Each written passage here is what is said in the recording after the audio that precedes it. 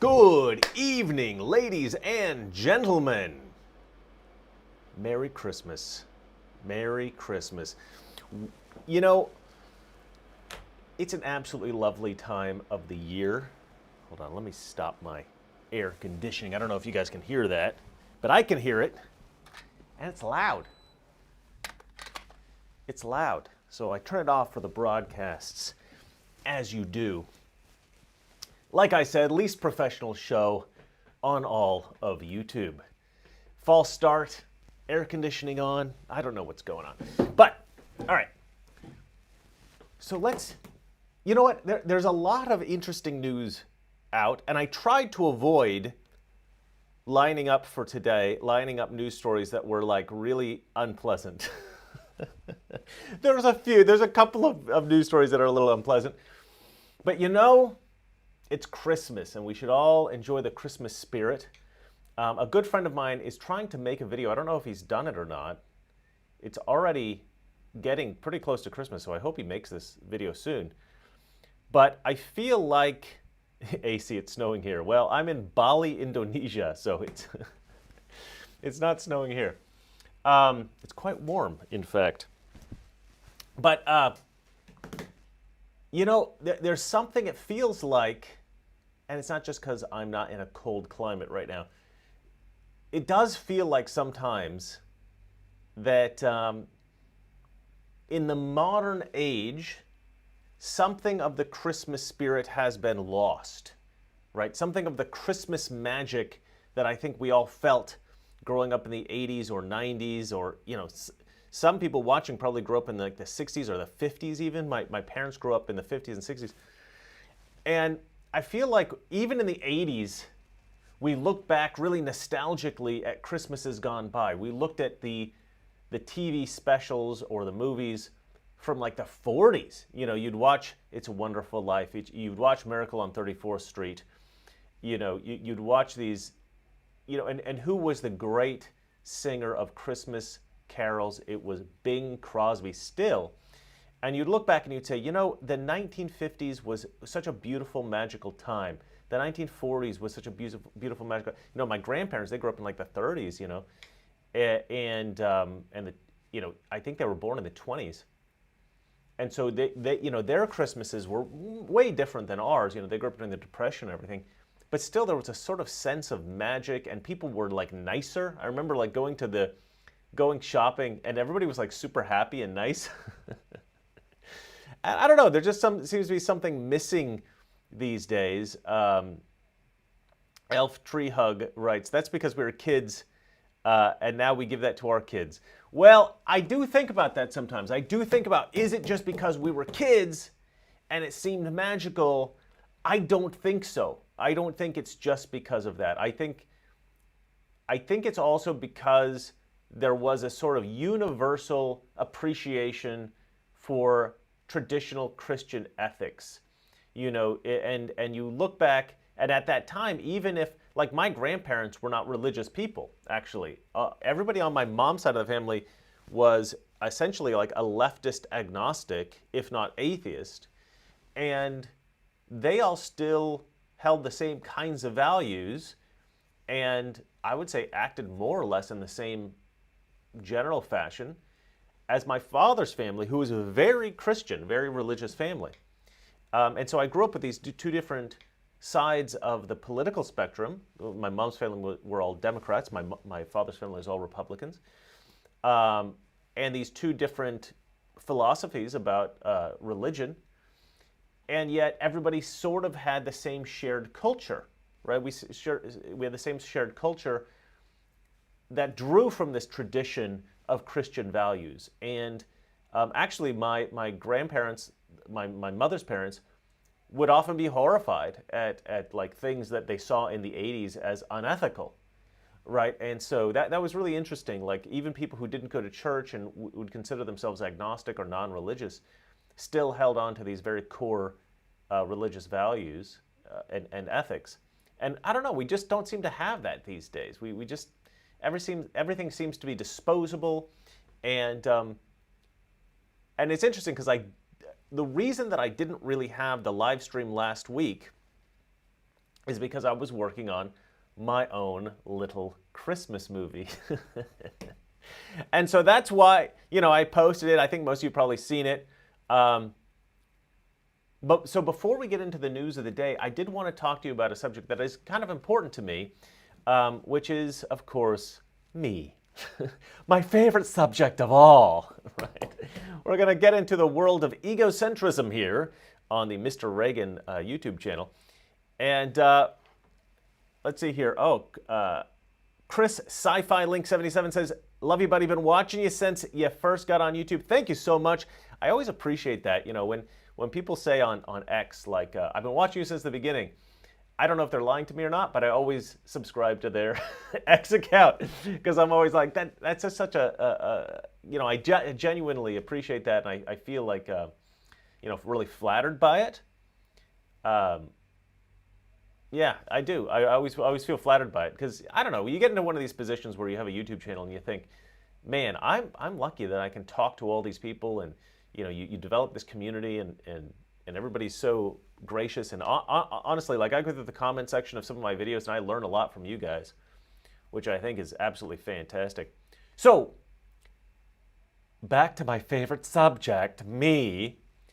I wanted to go ahead and show you guys a little bit of what I did here. I know you guys have probably seen this, but I figured we should watch a little bit of it anyway. So this is my contribution to the Christmas season. And let's just play a little bit of it. I'm not going to play the whole thing because I want you to go watch it if you haven't. And share it with your family and share it with your friends.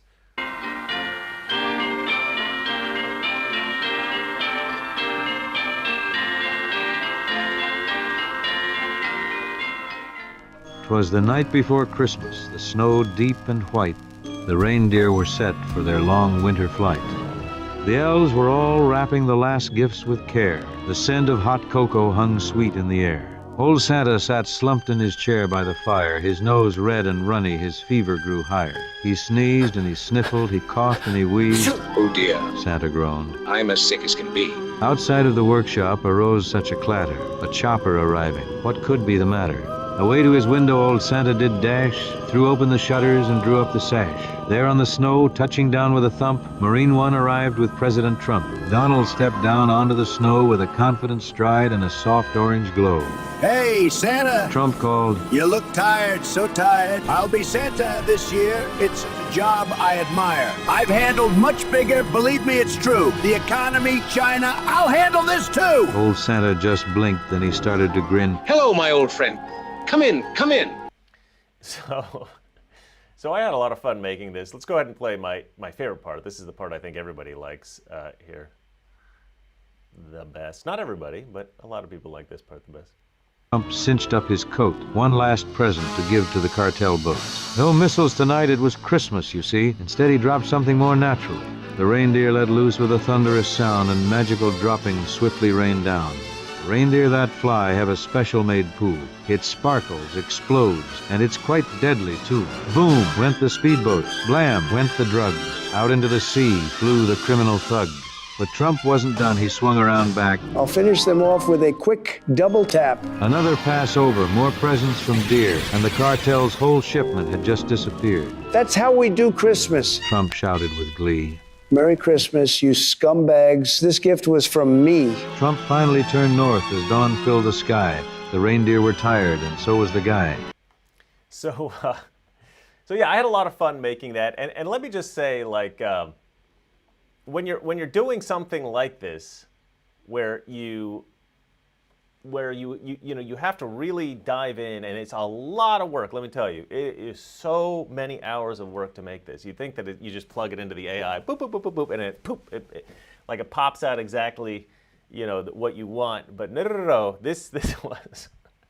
I'll get into the details of it in a second. But one thing that's really nice about this is as you're producing it, you have to do a lot of gathering of clips and audio and everything like that. So you have to sift through all of this stuff, like old Christmas movies and audio. And so, like, I'm listening to a ton of Christmas music whilst I'm playing this, and you really get into the Christmas spirit. It was really funny. Like, I felt this almost connection to Christmas again from my childhood. It was really, really nice. And like, I think American culture has really developed Christmas into something really, really nice over the past, whatever it is, couple hundred years. And so you kind of go back and you revisit all those Christmassy things. And I kind of got into the Christmas spirit while making it. And I do think that kind of was infused into the project. I think a lot of people felt that. Somebody wrote here, let me see, where did I see it? Chris Sci-Fi Link 77 goes, "Oh my God, I saw this and I didn't know you made this." Yeah, that is a little bit of a disappointing thing about X, actually. All the other platforms seem to have some kind of accreditation system where, like, if you repost somebody else's work, you have to somehow link it to the original or else it'll get taken down. Especially YouTube's really good about that. As much as I can't stand YouTube censorship, which is pretty severe, like this video should have a lot more views than it does, but if you post anything that's pro-Trump, it really gets suppressed pretty hard, which is why I always encourage everybody to try to share my stuff as much as they can, especially something like this. Because I feel like everybody, what was it, like 80-some million votes that Donald Trump got, and this is getting 300,000 views or whatever. It's like, come on, there's another 81.7 million people out there that need to see this, because it is quite a lot of fun. And I've even had a Democrat, and I think a few Democrats have written something similar, but one in particular struck me. A Democrat wrote in the comment section, he's like, "Look, I'm a Democrat. I definitely don't like Trump, and I did not vote for him, but I love this video." So and a lot of people, and one of my favorite comments that people write is they say, "I hate AI, but I love this." They're like, this is how AI should be used. And I 100% agree with them. Not necessarily because it's my project, but because, but this is the mentality that went into creating the project, was like, you use AI as a tool. Okay, use AI as a tool. You don't just go, okay, AI, boom, done. You know, so like I'll give you a couple of examples of how I produce this. Yeah, but anyway, getting back to the accreditation thing. So what happens on X, because there's no accreditation on X, you don't have to credit the creator. There's no way, even if you share my video on X, I don't actually get any money for it. You know, and I don't get any real credit or you know, it doesn't help my YouTube channel. It doesn't help my X channel. It's the way that X works is really terrible. I need to talk to Elon Musk about that, because really, like, people can just rip off your video. They can just rip your video off of YouTube and then post it on X, and then if they have a bigger account than you, or for whatever reason their version takes off, they get 1 million hits on your video. And it's like, thanks, you know. And this girl, she just ripped my video. This girl from Canada just ripped my video, posted it, and now it's like the biggest version of this is on X. Like some random girl just stole it. I don't know how to fix that. You know what I mean? It's a little bit of a problem. It's not just for me. It's a problem for like every creator. So X is a really hostile environment for video creators. I don't know why Elon Musk doesn't change that. But anyway, I'm complaining too much. So let me explain a little bit how I made this. So like if you look at Donald Trump here, what you have to do in order to produce this is you have to produce an image, then you put the image into a video AI, and that creates the video.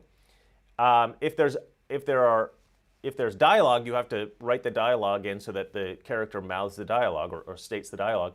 Then you got to take out the dialogue that the AI created, because it's never how you want it said. Then you've got to go to another AI where you produce the audio, and then you take that audio and you lay it over the top, and you have to cut it in such a way where it matches. And it's a lot of work, because every iteration of an AI is almost always going to be wrong the first time, right? So you end up having to make like 10, 20 iterations. So you may have to produce 10 images, and then out of those 10 images, you get the best one and you produce 10 videos. And then of those videos, you pick the best one, and then you produce the audio. And or you know, I did the audio first, but then you do the audio, and you have to do 10 iterations of every line of audio. And this is for every single shot you're doing. So it ends up hundreds of images, hundreds of videos, hundreds of lines of dialogue, and you kind of splice it all together. Now for this image, and this is another thing, when you produce the images, sometimes you really can't get the image you want. So you have to produce a background, you have to produce an image of the character, you have to, you know, anything else in the scene. So this was actually, this whole sleigh was actually Trump and Santa. For some reason, I asked it to produce an image of Trump as Santa, and it produced Trump and Santa. So I had to take Trump's head, put it on Santa's body, erase Trump from the image, and then I had to cut out this whole sleigh Santa thing, put it on a different background. So this background wasn't initially part of it. So I had to do a ton of Photoshop just to get the initial image from which we could then start to produce the video.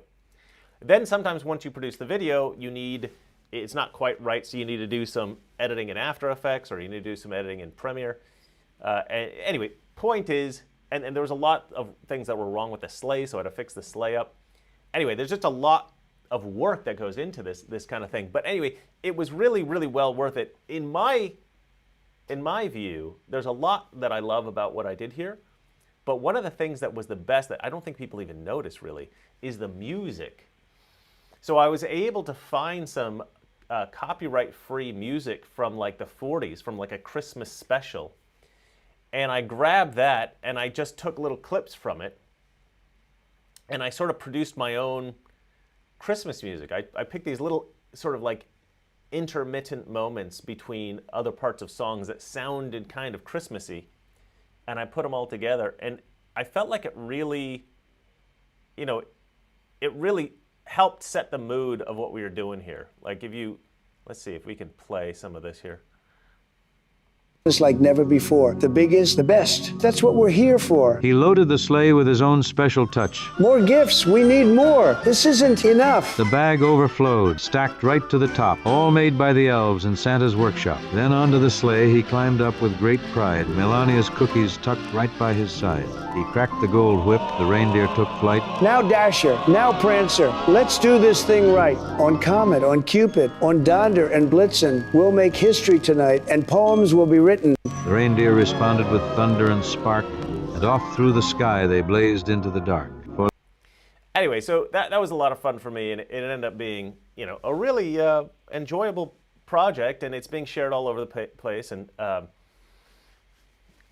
Benny Johnson did that to the Kamala Harris video that I did. I know. You know, look, I complain about it, but at the end of the day, that's just how X works. You know, that it allows for that, and there's a lot of people who are willing to do that, and it's a kind of a scummy thing to do. And the woman, what was really weird is the woman who reposted this was like, "Hey, look, I was just trying to share your work. I thought I was doing a nice thing." And it's like, no, because in order to post this, you have to go to my YouTube channel. You have to actually like screenshot the video, like somehow download it from YouTube, and then you have to cut it so that it looks clean, and then you have to repost it to YouTube or you repost to X. So there is a little bit of work involved. You can't just like, but she could have just gone to my channel and shared it, but she didn't. She specifically tried to post it, and she didn't credit me. So she almost like she posted it as her own work, which I don't know. To me, that whole process needs to change on X. But look, I don't want to be all negative and stuff. I just wanted to be kind of celebratory. I'm afraid that I went down a sort of a negative path there, but yeah, because this was like a beautiful project for me. This was like a lot of fun and really got me into the Christmas spirit. So I guess the moral of the story is, if you want to feel Christmassy, do something Christmassy. Like actually take some kind of a Christmassy action.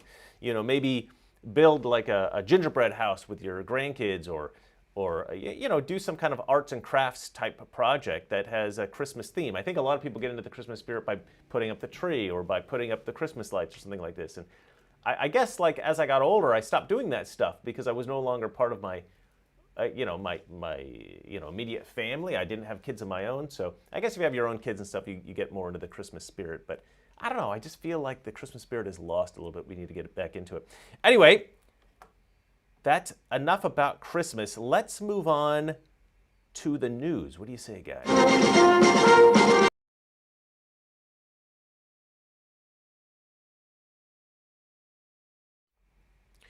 All right, so our first story is actually, interestingly, from Benny Johnson, who was just accused of stealing my Kamala Harris video, which is accurate. He does that sometimes, but it's okay. It says, breaking experts left stunned once again as the U.S. GDP blows past expectations. It's a pretty good clip. Let's go ahead and play the clip. GDP, second time around the block, delayed. Third quarter numbers, we're looking for 3.3. Zoom, zoom, zoom. 4.3%. 4.3%. That is a nice jump, and I know many may question day the gathering, but on the surface, this would be the strongest quarter going back to the third quarter of 2023 when it was 4.7. This is strong. 3.5 on consumption blows away. So it's good news for the economy. Now, how good news is it? How much good news is this? Like, how happy are we? Is this like a big Christmas present? I think it depends on you, you know. The economy is an individual thing. It's a very personal thing. It doesn't really matter if Wall Street's doing well if you're not as a family. But what's good is that it's a nice indicator of things to come. So this feels like a good Christmas present because it indicates, in my view, that the economy is going to be more robust in 2026, and you're going to have more cash in your pocket, and life is going to be a little bit easier for you, a little bit more luxurious. Good things may come.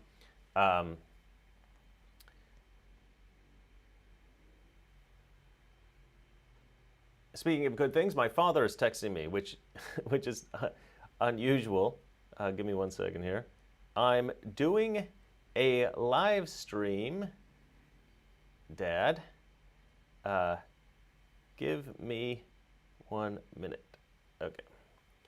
Well, give me 30 minutes. But anyway, yeah. Good dad he is. Good dad he is. I was very lucky, actually. I have to admit. I was very lucky in my life.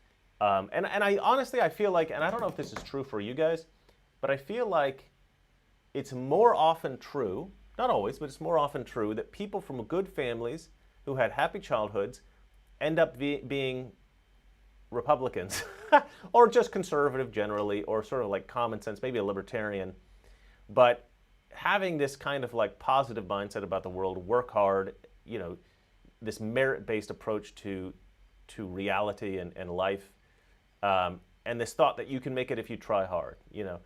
And people who grow up, I think, quite troubled or in a bad family or without a father or something like that, they do end up thinking like, well, the world's out to get me, you know, nobody cares about me but me, and, you know, I need the government to support me or whatever, you know, this kind of idea of like, I don't know, very much more negative, I feel like.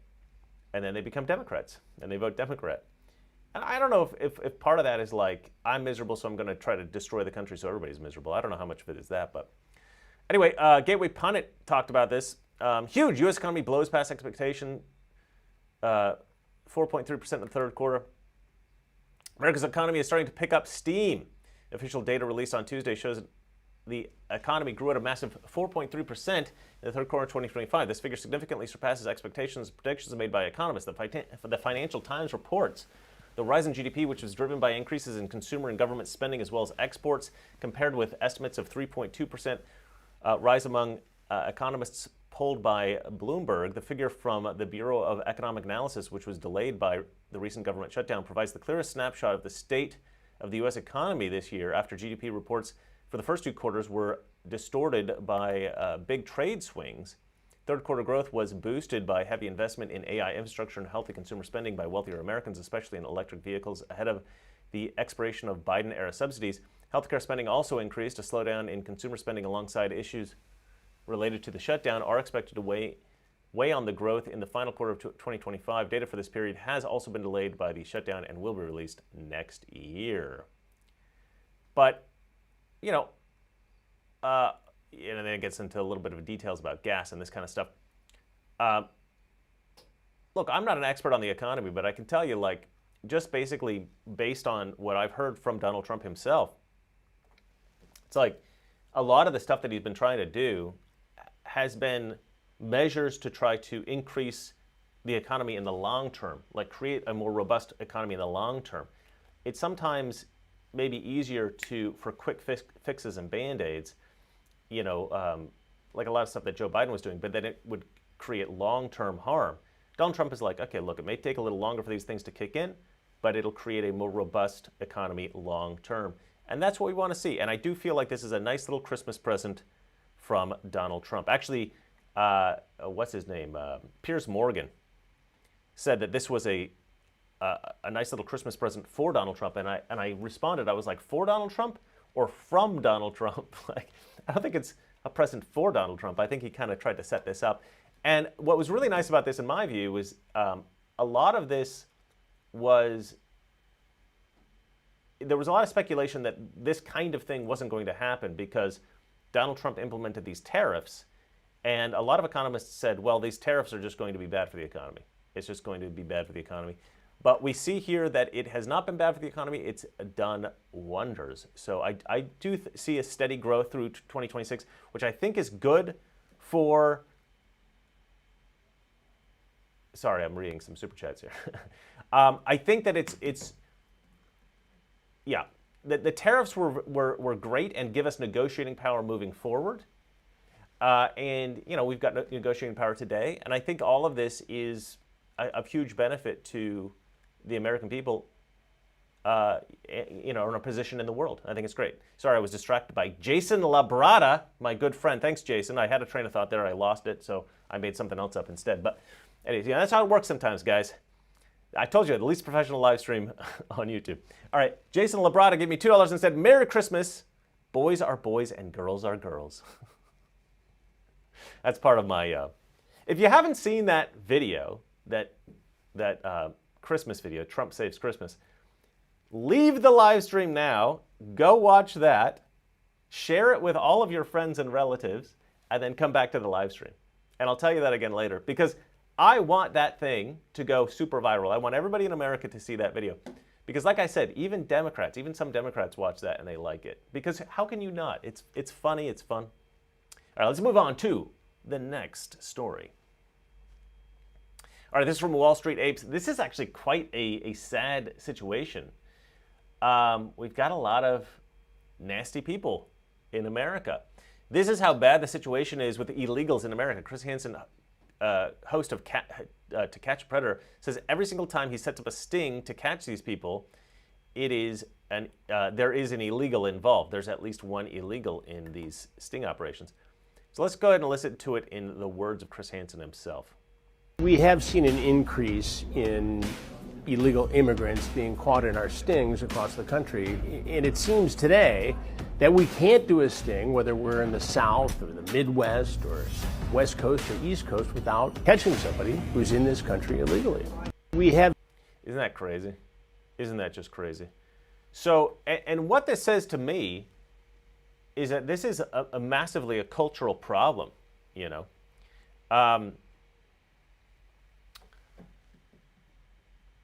I've said this many times on the show. I say it in my live stream. I say it in my other videos.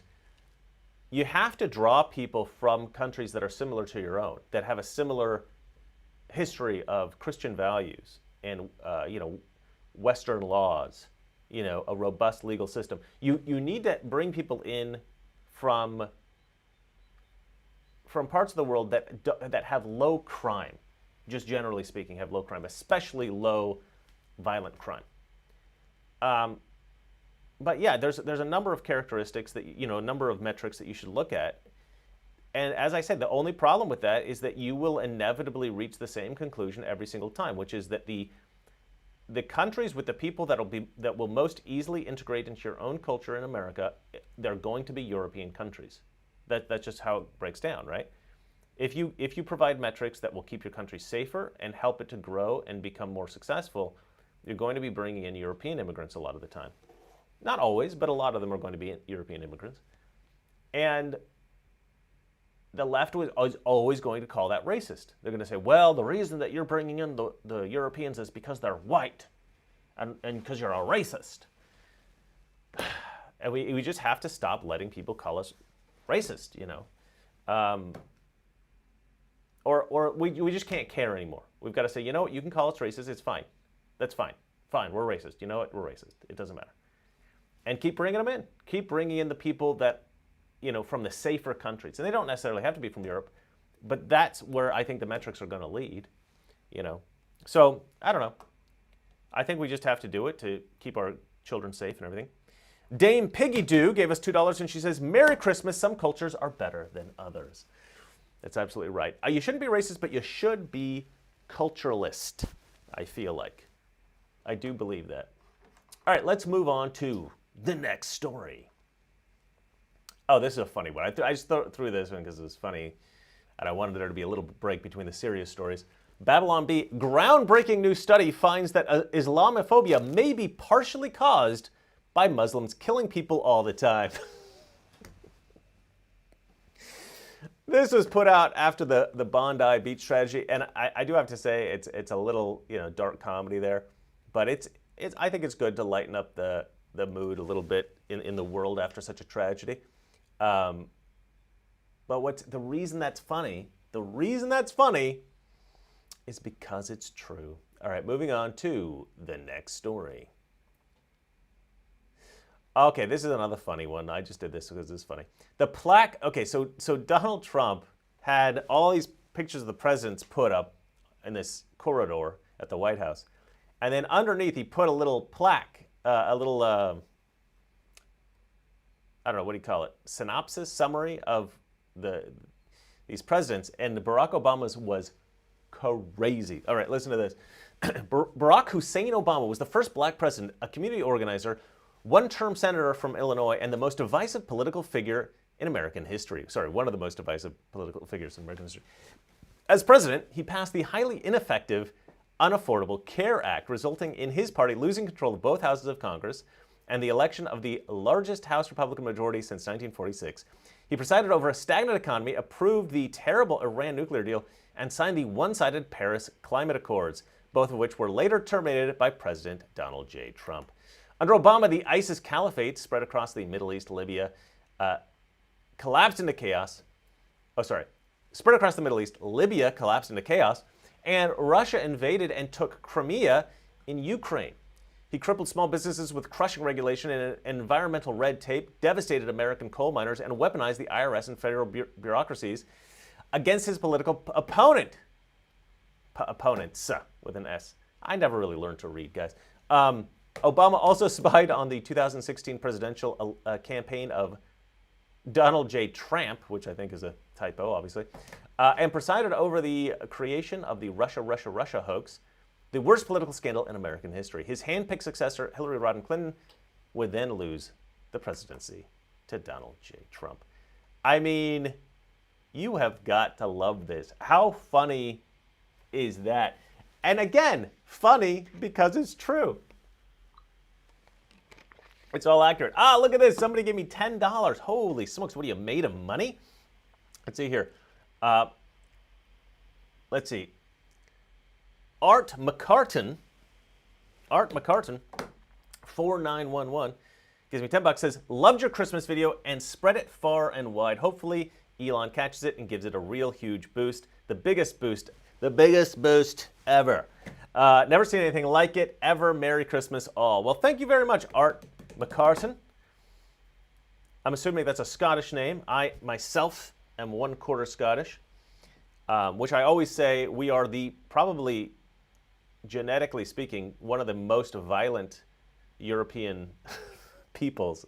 That's just my perspective. A lot of people disagree with that, but I don't know. I feel the rage within me, and it definitely comes from the Scottish side. I can feel it. I'm 3/4 German, and I'm 1/4 Scottish, which is a little untrue. There's a little bit of like Norwegian and Swedish and stuff in there, but for the most part, German and Scottish.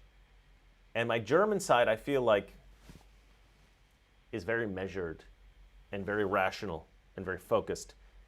And the Scottish side, man, I just always want to fight people, you know? It's weird, man. I don't know. Yeah, I'm a little bit of a, I don't know. I can't explain it.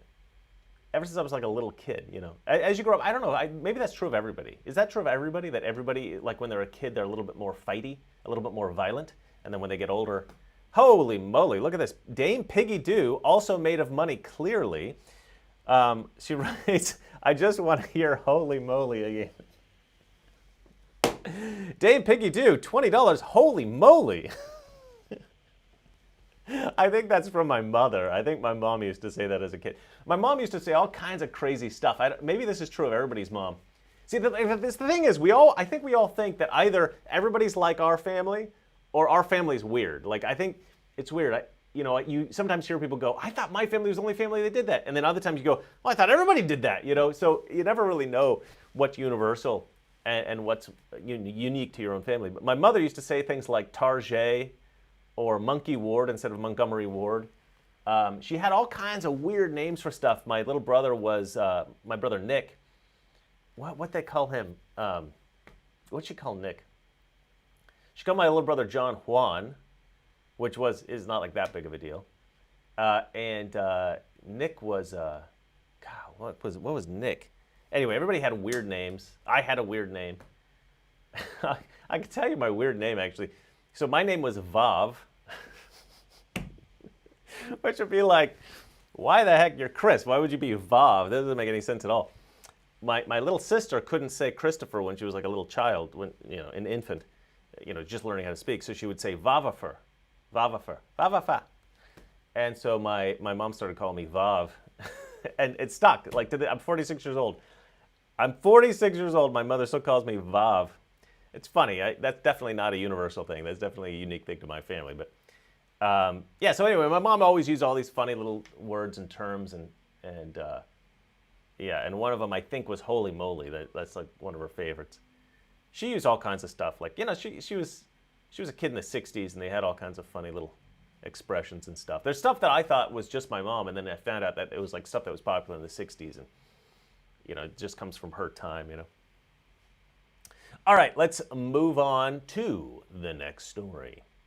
I'm trying to make it a little bit more personal, this live stream, because it's Christmas, And I'm not going to do one tomorrow because it's Christmas Eve. Yeah, it's going to be Christmas Eve tomorrow. And I feel like everybody should be with their family. So I figured this, I had to jump in here and talk about my little animation. I thought that was quite a good little achievement. I wanted to talk to you guys about that. And there's so much news I need to catch up on, but I think like the day after Christmas, I'll do a live stream. We'll see how that goes. Maybe we'll get some of you guys in there for the day after Christmas. All right, this is breaking news. How voters are feeling about Democrats. This is one of the best Christmas presents I feel like I could get How are voters feeling about Democrats right now? Yeah, I mean, Democrats in the minds of the American public are lower than the Dead Sea. What are we talking about here? Well, let's take a look. The net approval rating for Democrats in Congress, you said it, Kate Baldwin, the lowest ever. Look at this. Overall, they are 55 points underwater. Their approval rating is south of 20%. It's even worse when you look at independents. Look at this. Negative 61 points. That means that their approval rating is 61 points lower than their disapproval rating. Quinnipiac has been polling this question for the better part of the 21st century. They have never found Democrats, at least those in Congress, in worse shape than they are right now. How are I can't stand that guy's voice, but he does present some interesting facts sometimes, so I often have to put him on the show. Yeah, so what he's saying there is, like, they poll and they say, what's the approval rating of Democrats, right? And then they poll again and they say, what's, do you disapprove of Democrats? And then they subtract the disapproval from the approval rating, right? Or vice versa. And then they go, okay, what's the difference between those two? It's like, what was it, negative 65 among independents, negative 61 among independents, 55 among overall. Whew! Merry Christmas, everybody. The economy's doing great, and everybody hates the Democrats. You can't get better than that. You cannot get better than that. I'm not even Southern, but I'm starting to talk that way because I'm so excited. All right, let's look at the next story. This one's not so happy, so we're going to get into some real news here. Massive scandal. You guys probably heard about this because this was big news. Fulton County admits they violated the rules in 2020 when they certified... Oh, man, somebody else sent me another super chat. I'm going to have to say holy moly again, aren't I? This is going to be my thing. Every time I get money, I'm going to... Every time I get over $10, it's $9.99, it's close enough. All right, let's see here. Fulton County admits that they violated the rules in 2020 when they certified 315,000 early votes that lacked poll worker signatures. And they said, we don't dispute the allegation. This is absolutely scandalous. Let's read some of the comments here. They tried to throw Trump in prison for saying that this happened. They did. They tried to impeach him. Do you guys remember the Georgia phone call? It takes almost 6 years for the truth to come out and finally validate all the conspiracy theories. Yeah, exactly. Carl Benjamin, this is somebody that I know. Good man. He does Sargon of Akkad. I saw him interact with a fan once, and it was one of the coolest things I've ever seen. Like, every time I meet fans in real life, I'm very, very generous with my time. But that's because I don't have that many fans. I very rarely run into them. Sargon of Akkad, Carl Benjamin, is hugely successful on YouTube. So when he runs into a fan, you kind of expect him to go, oh, thanks, give him this sort of time of day and then move on. This guy sat in a chair for hours with this guy. We all kind of hung around, and he was like, join our group. And it was like me, Carl Benjamin, and a couple other YouTubers. Oh, God, who was it? Count Dankula was there. A couple other guys. And he's just like, this fan was such a big fan of his, and he's just like, just come hang out with us for the day, basically. I was just like, man, you are awesome. You are such a gentleman. He's a great guy, really a good guy. He says, any further thoughts now that they've admitted it? He's asking a particular person, I don't know, maybe a leftist. Let's see here. They stole 2020. Yeah, this is a famous thing that Joe Biden said by accident. Let's have we have put together, and you guys did it for our administration, the President Obama's administration before this. We have put together, I think, the most extensive and inclusive voter fraud organization in the history of American politics. We have put Man, Joe Biden clips are just never going to get old, are they? They're just always going to be funny. All right, let me just check real quick what's the next story. Yeah, okay, so it's the same one. Georgia, we have, this is Rasmussen Reports is sort of paraphrasing basically what Democrats are saying here. We have an electronic verification system, but we didn't use it. We have records of voter signatures, but we didn't use them. We could check our records for you, but it would take forever. Aside from that, Judge, is there anything else you'd like? So they're basically just saying, like, we're good. Everything's fine. Just pretend that there's no, and then they've come out with the goods here if you want to check it out. Rasmussen posted, affidavit of Mark Wingate, member of Fulton County Board of Registration and Elections. The board was told that Fulton County did not perform any signature verification on any absentee by mail ballots in the 2020 election. Sounds like an illegal election got certified. Guys, I checked with Grok to see what the outcome of the Georgia election would have been. Just to see. And I mean, it was obvious, but I wanted to just check. Not only would Trump have won, we would have won the Senate seat there and the House seat that we lost, because there was like a runoff, right? So we would have won basically all the elections that were contested out there in Georgia, sadly. But, you know, whatever. It is what it is. You know, things are good now, so we can just move on. Let's see here. LVRN 2003, LVRN 2000, Laverne, I'm assuming, Laverne 2003, gave me $10. Holy moly. Let's go to the next thing. Everybody sends me money. I'm just going to say, holy moly. Glad to see you live streaming again. Anyway, always entertaining. Loved the Christmas story. Merry Christmas, everyone. Well, thank you, Laverne. 2023, we appreciate you, and Merry Christmas to you. All right, let's move on to the next story. Oh, check. This is crazy. Somebody animated a graph of how Pelosi has done in the stock market over the years. This is crazy. So this is 2012 here, it starts. Anna Paulina Luna posted it. This is statistically impossible unless you're receiving insider info. We all know she's receiving insider info, obviously. Nancy Pelosi absolutely destroyed Warren Buffett in the stock market since 2012. This is insane. Okay, let's look at this. Look at this. So Warren Buffett's doing pretty good. S&P 500's doing, but wait, what's going on here? What, Pelosi? What the heck, Pelosi? What? How is it? What is going on here? Holy moly. Holy moly, that's going to be my thing now. What the heck? It's like, it's almost like she controls it. Almost kind of seems like that, doesn't it?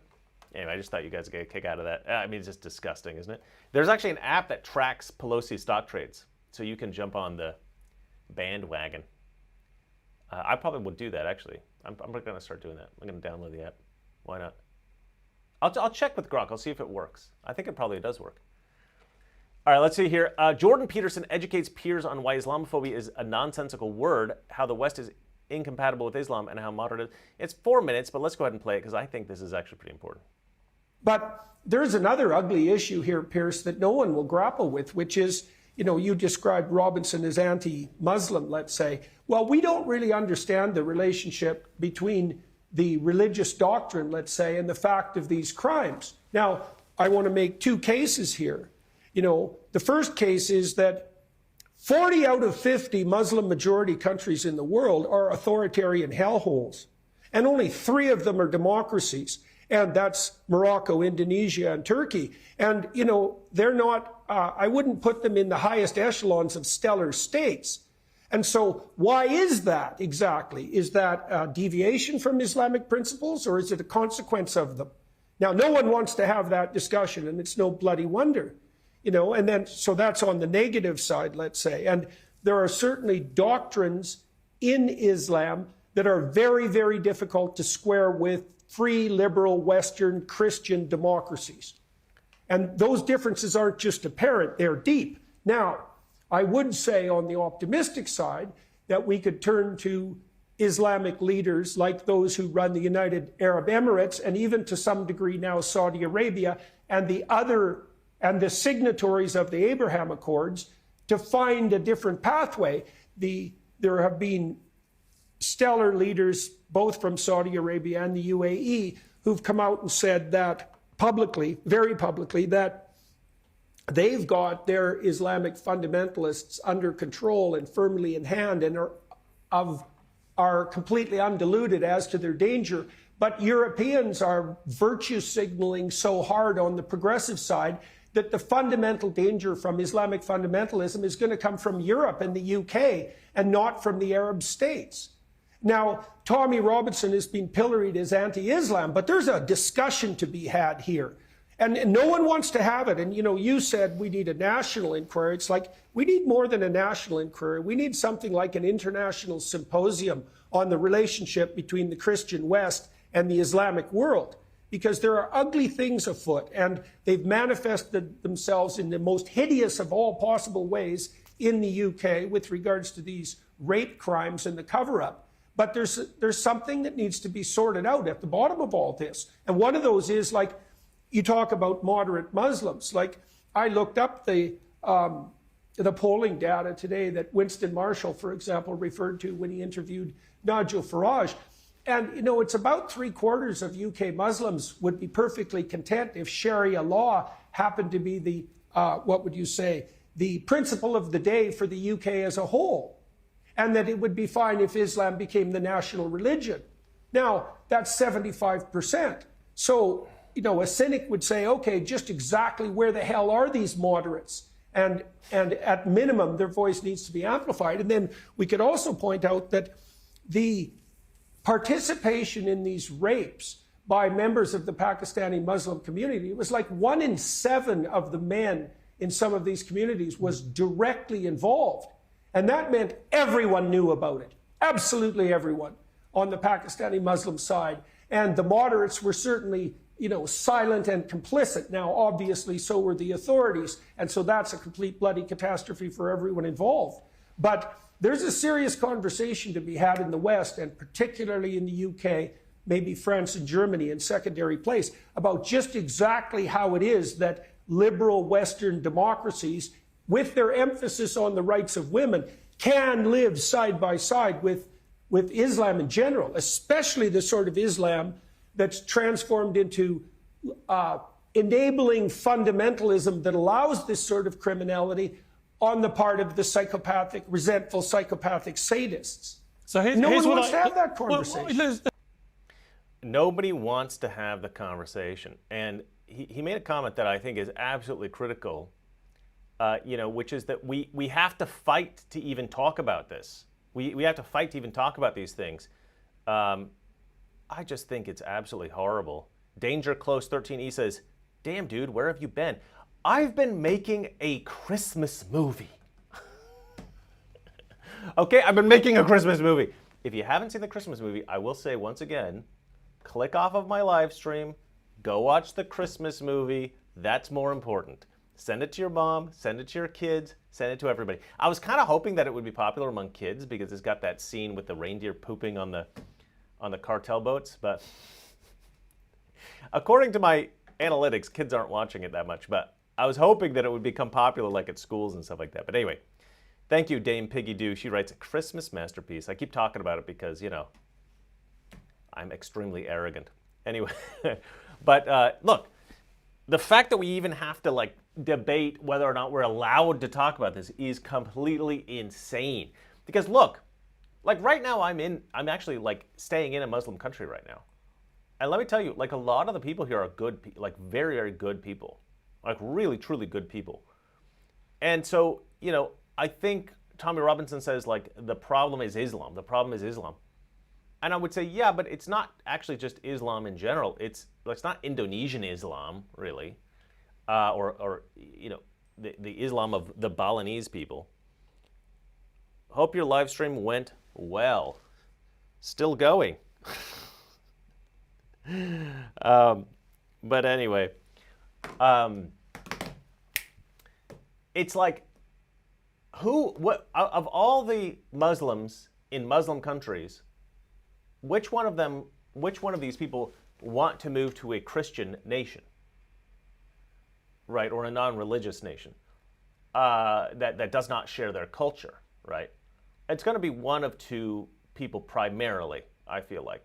It's either non-religious Muslims who, and look, if you come from a very, very strong religious culture and you are non-religious, that means that you have rejected the faith of your parents. That means that you rejected the faith of your people. It means you rejected the faith of your ancestors. That's not a good thing, right? That's not a good sign. That means that you have seen, let's see here, the Artful Dodger writes, my dad called me to his den to watch a Christmas film, but it was someone else's YouTube account that posted it as their own. I yelled and made sure that it was yours, these scumbags. Well, thank you, the Artful Dodger. If you guys find another YouTube channel who's posted my video, please send it to me, because I have to actually like have those taken down. It's another YouTube channel. That's crazy. I've been looking for other YouTube channels that might be posting it. I haven't found any, but a lot of X accounts have posted it, which is sad, but anyway.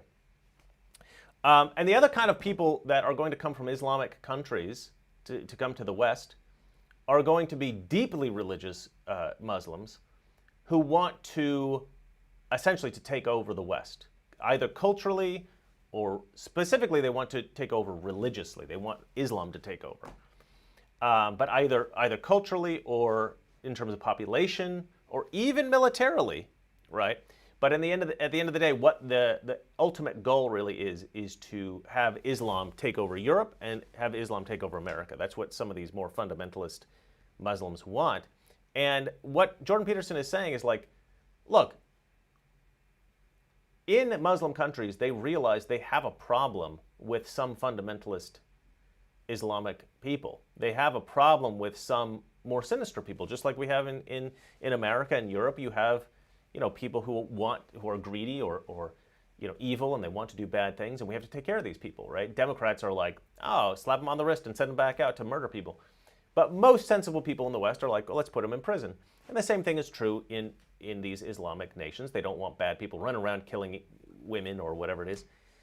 And so they lock them up, and they have very strict laws in Muslim countries against their own people, obviously. They're not worried about Christians coming in and trying to dominate their culture. They're worried about other Muslim people within their country being bad people in some way or another. But in the West, for some reason, we go, oh, if they're Muslims, they must be good. It's like, oh, did they hurt that little child? Well, but that's their culture, though. It's like the weirdest. It's a disease of the mind. Leftism is a disease of the mind, guys. Can we get a link to the movie in the chat? I'll give you a link. Give me 1 second here. Copy. Paste. Merry Christmas, everybody. Merry Christmas. Spread it far and wide. It's funny. It was really skyrocketing. The numbers were really skyrocketing, and then it took a little, and then it started going down. I think it's because we're getting a little too close to Christmas and people aren't online anymore. Should I remove the video I posted? Good Intentions 68. No, you're fine. Look, if you're a fan of the show and you unknowingly post one of my videos on X or something like that, and it's not crediting me or whatever, it doesn't matter, guys. It's fine. Like it's just the way X is. Like I don't blame anybody who's done this. I blame the people who do it intentionally to try to make money off of other creators' work. I hate that. But I don't think this person's Good Intention 68. I think you're fine. You have the road. You should change your name to The Road to Hell is Paved By. Isn't that the same? Sorry, that was just a bit of a joke. Jason writes, give them credit. Yeah. You should always give the creator credit if you know who it is. You don't always know who it is. I repost stuff. I don't always know who it is. I've been yelled at for that. They're like, why are you reposting this person without credit? I'm like, I didn't know it was that person's thing. So like even it's just the way that X is, guys. It's just the way that X is. All right, they stole the election. Blah, blah, blah, blah, blah. Nancy Pelosi's evil. Jordan Peterson. And now we move on to the next story. This is a kind of a funny one. So, new DNA analysis reveals the first black Briton. So there's this woman that was paraded out as the first black woman in Britain, was white. Reanalysis of what they call the Beachy Head woman confirms that she was from southern England and not sub-Saharan Africa. So there's this area of England called Beachy Head, because England has some weird names for places, guys. And they found this body, this skeleton. And many years ago, they didn't have the ability to do DNA analysis of these skeletons, but they could do like reconstructions of the skeletal features. And these anthropologists at the time were like, I think these skeletal features belong to a sub-Saharan African, even though that didn't make any sense at all.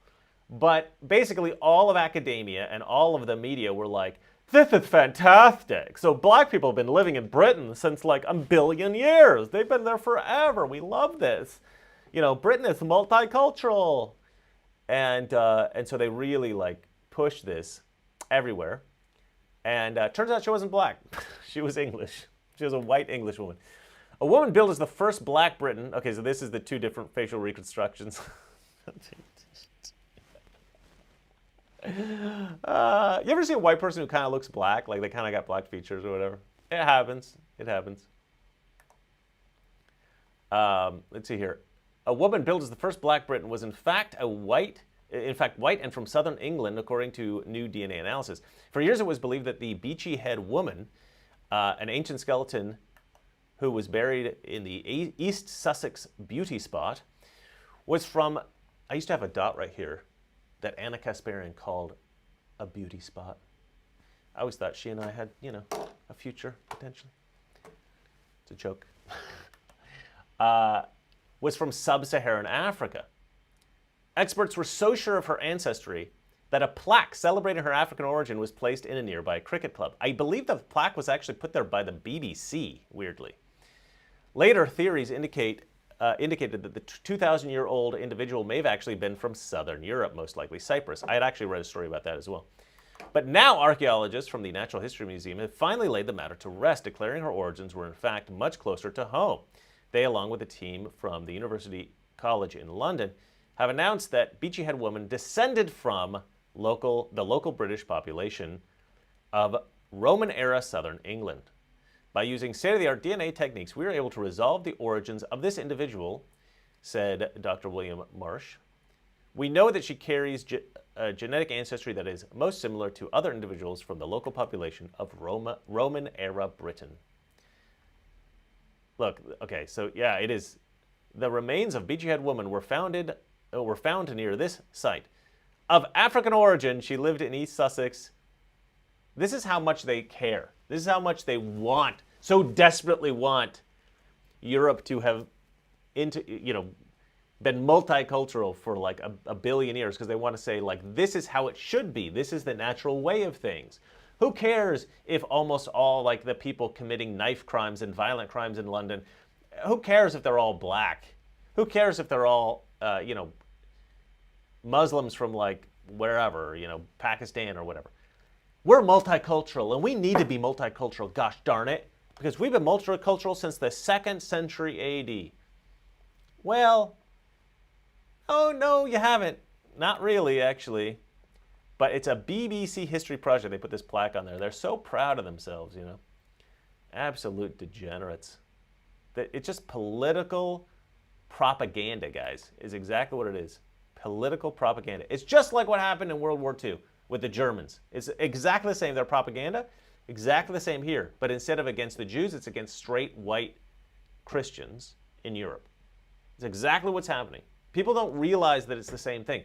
It's the same thing. All right. The skeletal remains of the young female adult were uncovered in the collection of Eastbourne Town Hall in 2012. Details on the box said she was found. Okay. Details on the box she was found in suggest that her skeleton had been unearthed at the nearby Headland Beachy Head in the 1950s. So, they sort of like looked at her skeleton that had been exhumed in 1950. They looked at it in 2012 and made this discovery that she was this ancient black woman. She was so well preserved that her skull was sent off for facial reconstruction, carried out by Professor Caroline Wilkinson at Dundee University, one of the country's top specialists. Obviously not a very good specialist. Even the top specialist is like mentally deficient, loony leftist. She, along with 2 other experts, agreed that the individual showed traits of being from sub-Saharan Africa. Well, the skeleton looks black. I guess we'll just say that she's black. Hey, everybody. This is a black woman from 2,000 years ago in Britain. I know it doesn't make sense, but look, she's got like a flat nose. She must be black, though. It's like the dumbest thing I've ever heard. Facial reconstruction. Unbelievable. Then in 2017, unpublished DNA work suggested she was more likely to come from the Mediterranean rather than Africa, possibly Cyprus. But the new study, the most comprehensive to date, reveals that she was of local British ancestry. Shock! Wait, what? She wasn't 2,000 years ago in Britain? She wasn't black? I'm just flabbergasted. Holy moly. Jason Labrada writes, Most of the royals and kings and knights were black. I saw it on a BBC movie, so it must be true. Yeah, people are pretty mad at this new movie, The Odyssey, because they're putting, they're making it multicultural, even though obviously this was like, a Greek epic about Greek people who were almost all essentially Greek. Then in 2017, okay, yeah, I read that. Initial analysis indicated possible sub-Saharan origin with beachy-head woman, thus presented as one of the earliest Africans in Britain, the team wrote in the Journal of Archaeological Science. We find no signals of admixture that would suggest recent sub-Saharan ancestry. We present high-quality DNA, ancient DNA data indicating the beachy-head woman has a strong genetic affinity to individuals from rural Britain during the Roman occupation. So this is just like a regular woman. Here's the crazy thing. They do have like tons of skeletons in Britain from this era, from like Roman Britain. I mean, they could dig up grave sites from this era. I'm sure they have tons of bodies.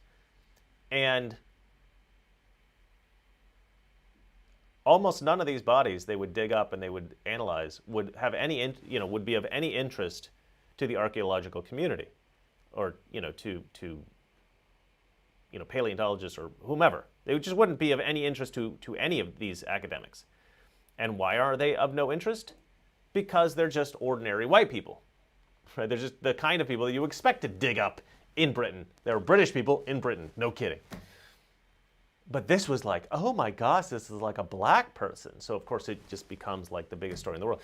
So now this random white woman who's like one of millions of people that were in Britain at the time who just died, and they just dug up her grave because they accidentally believed that she was black. Now she's like one of the most famous ancient British skeletons that exists because they accidentally said that she was black. Well, I don't know. What's a black feature? I don't really know. She had curly hair. Must be black. Must be black. Dumb people. All right. Let's move on to the next story. Yeah, this is probably the worst story I'm going to tell you all day. I hate this. Makes me sick. This makes me sick. A leftist jury in California, in Los Angeles, has acquitted this guy, Bobby Nunez, a South LA tow truck driver who in November towed away an ICE vehicle from an active investigation. So now you can steal federal officials' vehicles in California and get away with it. Incredible. Okay, let's go ahead and watch this. I don't think it's an interesting video. Wait. Why are you playing games? Why are you playing games? That's it. Look, this guy is like a degenerate left-wing activist who goes ahead and steals his truck. Why? Because he wants to protect the illegal immigrants or whatever, right? From ICE, causing them trouble. But he was acquitted by a jury, guys. So this was other leftists in the jury. And we've known for a long time that this is a problem in D.C., right? Like, it's very hard to convict a corrupt leftist politician in D.C. because all the leftists in the jury are just going to be like, well, maybe he committed the crime, but we like him, so we're going to let him go because F Trump, That's their mentality. It's crazy. They're so tribal now. People are so tribal now. They will let somebody get away with a crime because they agree with them politically. So why does this make me sick? This makes me sick because it indicates that in some ways our system of justice is broken in America. We need to modify the system to account for leftists voting to allow other leftists to get away with crimes.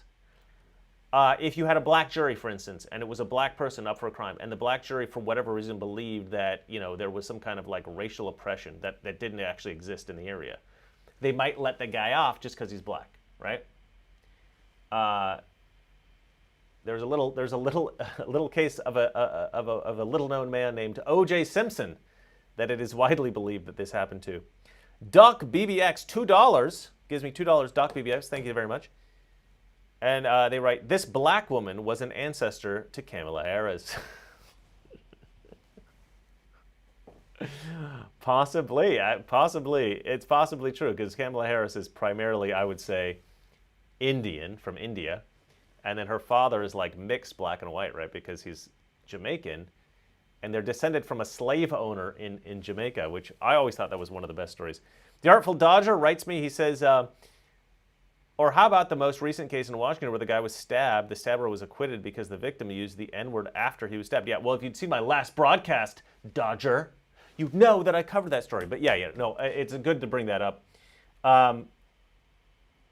Yeah, this guy got stabbed, and then he calls the black guy that stabbed him the N-word, and then they acquit the guy that stabs him because he said he was defending himself against a hate crime. You know what? I reserve the right to use the N-word if a black guy stabs me. All right? In fact, we need to popularize this idea. If a black guy stabs you, you can call him the N-word. You get a pass. You get a get out of jail free card, okay? Let's see here. All right, let's move on to the next story. Late night takes a hard left turn. Now, this is crazy. It's not really taking a hard left turn, is it?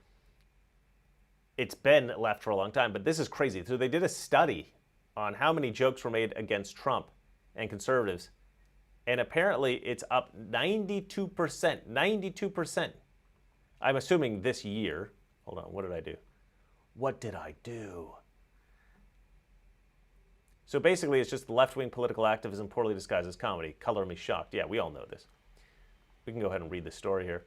Late night takes a hard left turn with 7,000 Trump jokes and gags targeting. I guess nobody else wants to hear me say holy moly. All right, late night. All right, let's have a look. Late night is more lefty than ever with 92% of jokes targeting. I thought it said it's up 92%. That doesn't mean that 92% of the jokes are targeting the right.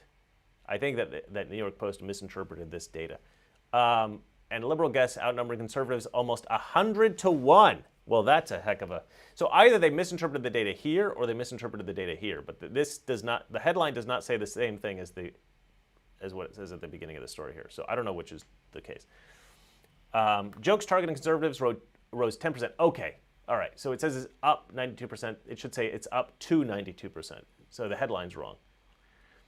Jokes targeting conservatives rose 10% in 2025 from the year before, according to media watchdog Newsbusters, who went through 100. Good God. Sorry, guys. I'm getting tired. 818 episodes this year. It found that across the Jimmy Kimmel...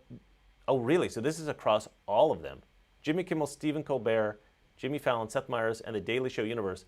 197 liberal guests appeared and only 2 conservative ones, and 92% of the jokes are target conservatives.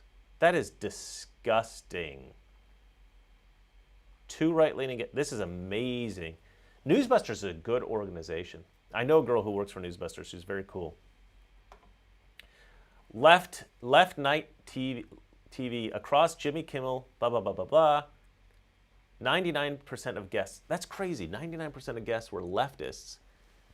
And conservatives were the butt of the joke 92% of the time. I mean, it is. It's just leftist propaganda, isn't it, guys? Oh, my gosh. Well, it's not really that shocking, is it?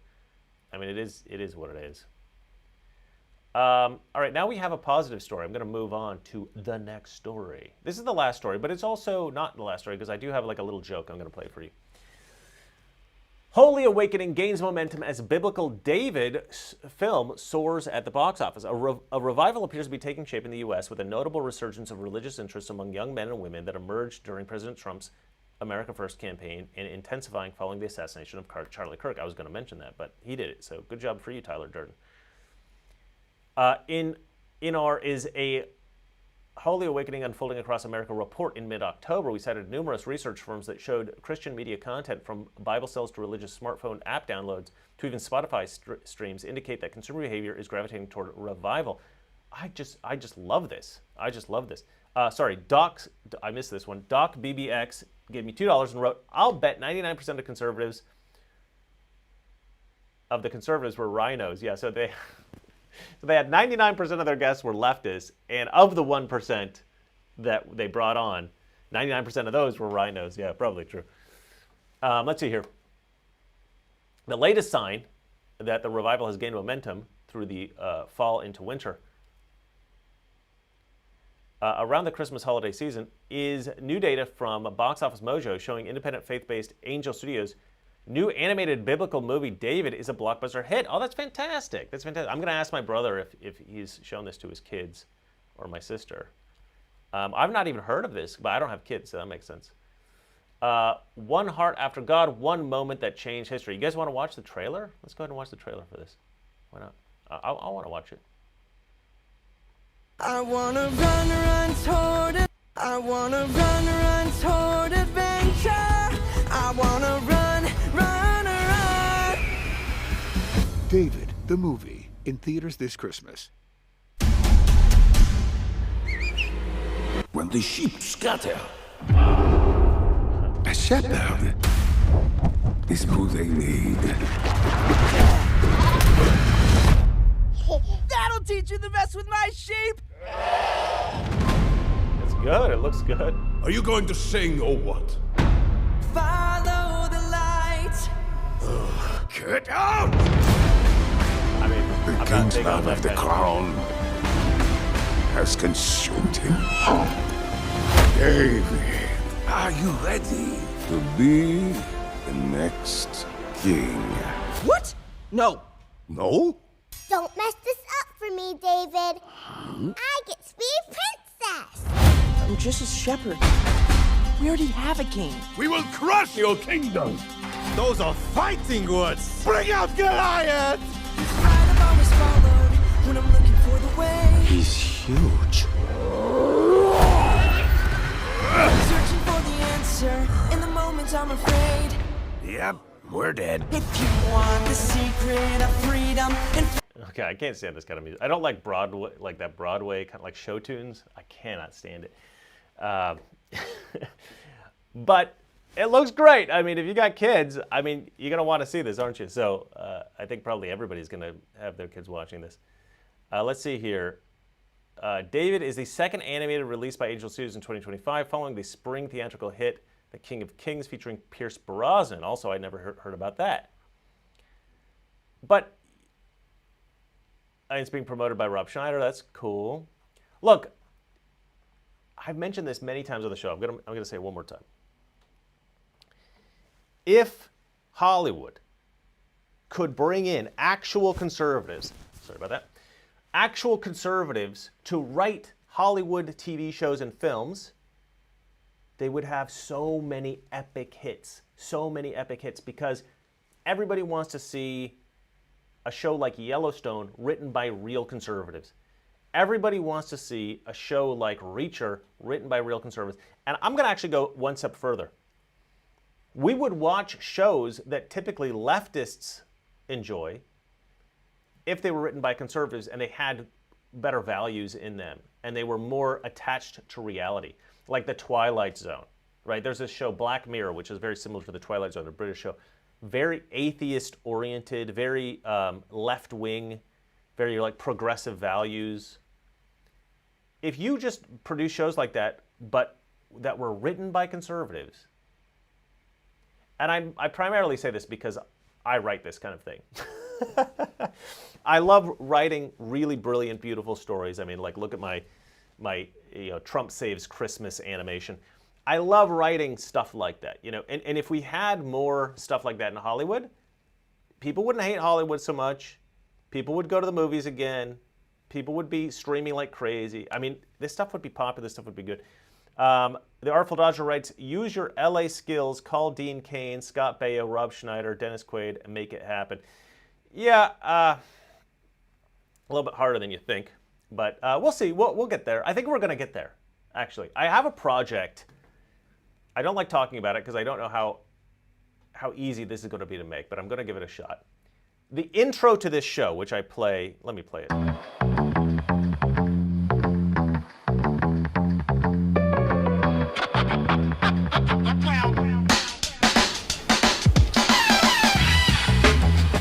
So the intro to this show, the reason I developed that was because it's like I'm planning on actually producing an animated show that's comedic. That's incorporates a lot of the elements that you've seen in that intro. So, if you like the intro, I think you're gonna like this show, and it's very, very funny. Like I'm impressed with myself. I actually said this the other day to my mother, and my mother goes, "Chris, you're always impressed with yourself." I'm like, "No, but this time I'm really impressed with myself."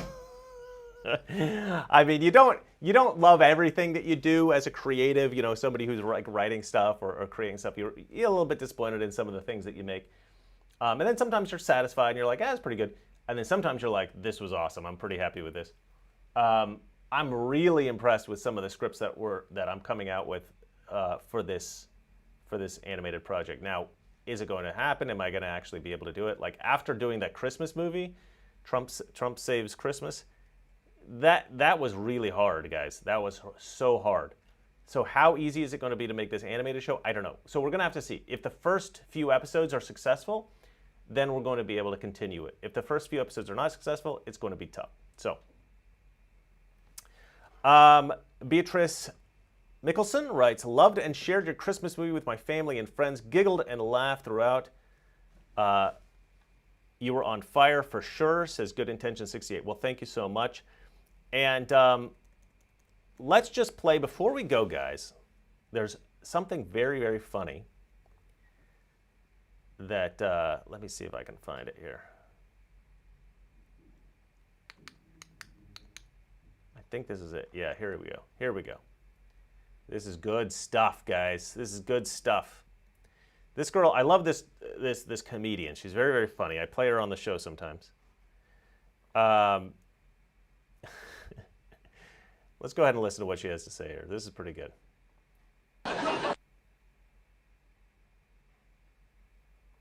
I'm going through a breakup. Anybody else? Okay. It's sad. We went to Paris too this summer, and it was really romantic. We rode bikes, we got baguettes, you know, and we even got matching. What are the hats that they all wear? The hijabs.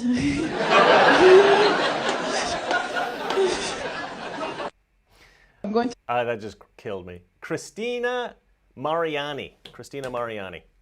And she's been touring. She's going to be touring from January to February in Rutherford, New Jersey. So if you're in Rutherford, New Jersey, you can go check her out. Phenomenal. I play her clips all the time on the show, and there's a couple of other comedians that I like to play their stuff. And it seems to be like female conservative comedians are doing really, really well right now. So if you're funny and you're a woman and you're conservative, maybe try to be a comedian, because these women are doing great. All right, we're winding down. It's going to be time for a Merry Christmas to everyone here at the end of the day. You know, before we do the meme of the day, you know what we should do? Let's see here. Cancel. What's going on? Okay. Main broadcast 2, window capture. Let's bring up quickly. Sorry, that's not what I was trying to bring up, the chat. Let's bring up. What happened? Did I close it? Oh, okay, that's why. All right. Let's bring up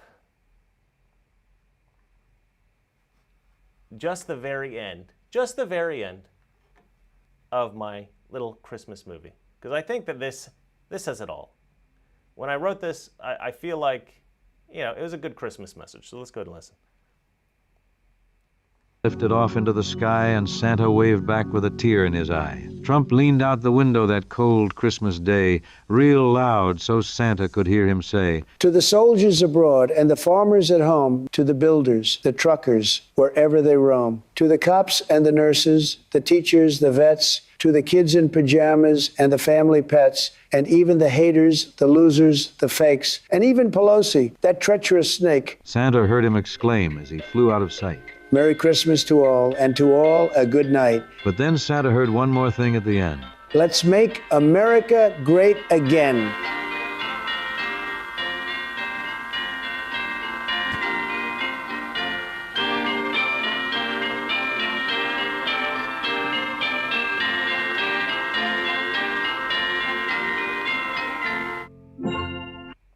I like that little ding at the end. I was very happy with the little ding at the end. But anyway, so that is the end of the show.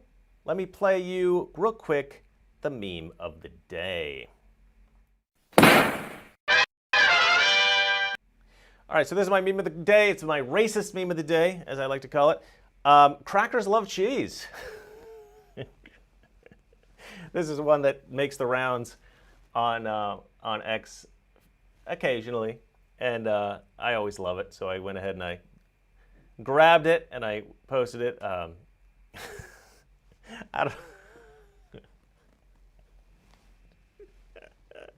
don't know who came up with this ad campaign, but maybe this is the reason that diversity is necessary in businesses, because I think if you put this, if you showed a black person this, they'd go, "What are you trying to say here?" It's so dumb. It's so dumb. I don't know why I laugh so hard at this kind of thing, but I do. You know, I've got this sort of prurient sense of humor. Is that what they call it? I'm a child, I guess is the point. But anyway, I want to wish you guys all a very Merry Christmas. It's going to be, Christmas Eve's coming up, and then you got Christmas with the family. And, I hope you guys all have a very nice time. Don't argue so much. Even if you have like a leftist relative, just kind of agree with him. Just be like, yeah, Trump's a total fascist. Like, what a horrible guy. Just get along. Just have a happy Christmas. You know what we used to do at Christmas? We used to play Trivial Pursuit. We did this like pretty much every Christmas. I don't know why, but my dad has a pretty big family, so we'd go to my grandparents' house and they'd get out the Trivial Pursuit, and everybody they were pretty good at it. My family's pretty good at Trivial Pursuit. The Genus Edition. This is back in the 80s, Of course, I didn't know any of the answers to anything. I was a little kid. But you'd watch them, and they would get so angry, and they'd all start fighting over like the answers and everything. Always turned into like a real heated thing, but they all loved each other, and so even the fighting about the Trivial Pursuit and that sort of thing, it was never too terrible. It was always with an undercurrent of love, I would say, in the family, and even as a kid, it was never like something that was like a bad thing. So you can fight, you can bicker, and but at Christmas time, I think it should be a good, pleasant time. So try to be happy, try to be pleasant, try to make everybody happy at Christmas, because the more happy everybody else is, the more happy you'll be. Create a positive environment, and and everybody should remember the true meaning of Christmas, of course, but you probably all do because you watch my show anyway, so I don't have to tell you about that. But I want to wish you guys a Merry Christmas. I do actually really appreciate that you guys watch this live stream and watch my YouTube channel, and we're going to have some very special things coming out in January. So I hope that you can catch some of that stuff. That'll be my 2026 gift to you guys. All right, I guess that's the end of the show, and we will have a few more episodes by the end of the year. We got one more super chat at the end of the show, so I guess I got to say, holy moly, $5. Thank you so much. Trishy Girl 311, she writes, "Merry Christmas, I love your channel, keep up the great work." And I think that is a beautiful sentiment to end on. Merry Christmas, everybody. And remember, it's not that liberal friends are ignorant, it's just they know so much that is not so. I will see you in 3 days. Same Mr. Reagan time, same Mr. Reagan.